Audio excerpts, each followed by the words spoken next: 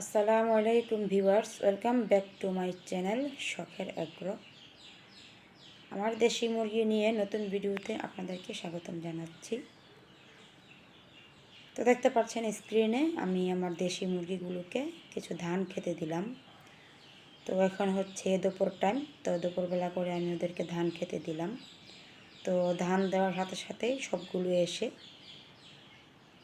খেতে শুরু করে দিয়েছে। ফুলটুসি খাচ্ছে, তারপর রাজাবাবু খাচ্ছে, ফোটাফুটি মুরগিটাও খাচ্ছে। তো এর মধ্যে আমি আপনাদের সাথে একটা গুরুত্বপূর্ণ কথা শেয়ার করতে চাই। সেটা হচ্ছে আমার হাতে এখন একটা ছোট্ট ডিম দেখতে পাচ্ছেন। অনেকেই এটা কোয়েল পাখির ডিম মনে করবেন। তো যারা কোয়েল পাখির ডিম মনে করছেন বা করবেন তারা ভুল করছেন। এটা কোনো কোয়েল পাখির ডিম না, এটা হচ্ছে আমার দেশি মুরগির ডিম।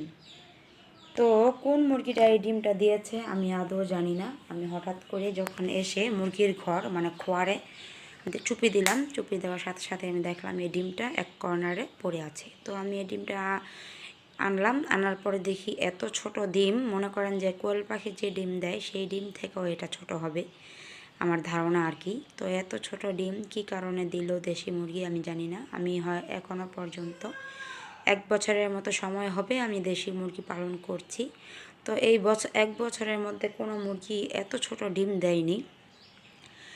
তো কেন দিল, কী কারণে দিল আমি সেটা বলতে পারছি না, জানিও না। কি আর কোন মুরগিটা দিয়েছে সেটাও জানি না, যে ধারণা করব কি কারণে দিয়েছে। কি প্রথম ডিম পারলো ওই মুরগি নাকি ডিম পাড়া শেষ ওই মুরগি, আমি কি দেখিনি কোন মুরগিটা পেরেছে, এর জন্য আমি বলতে পারছি না। তো আপনারা যারা দেশি মুরগি পালন করেন তাদের মুরগি কি কোনো মুরগি কি এরকম ছোট ডিম পারে কি না, পেরেছে কি না, বা কী কারণে এরকম ছোট ডিম পারে, যদি আপনারা জানেন তাহলে আমাকে অবশ্যই কমেন্ট বক্সে জানাবেন, একটু সহযোগিতা করবেন, জানিয়ে তাহলে আমি আর কি জানতে পারবো এবং কি উপকৃত হব।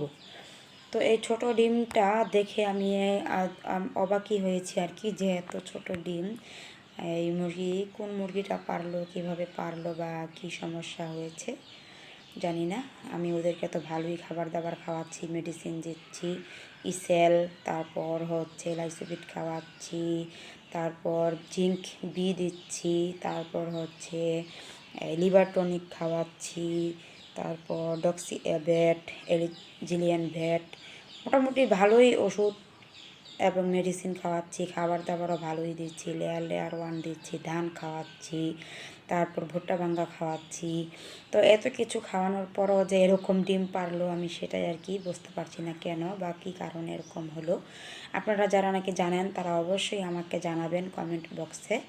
আর আমার নিত্য নতুন ভিডিওগুলো আপনাদের কাছে কেমন লাগে অবশ্যই কমেন্ট করে জানাবেন। তো আজকে এই পর্যন্তই, সবাই ভালো থাকবেন, সুস্থ থাকবেন, আমার শখের আগ্রহ চ্যানেলের পাশেই থাকবেন। আসসালামু আলাইকুম ওয়া রাহমাতুল্লাহি ওয়া বারাকাতুহু।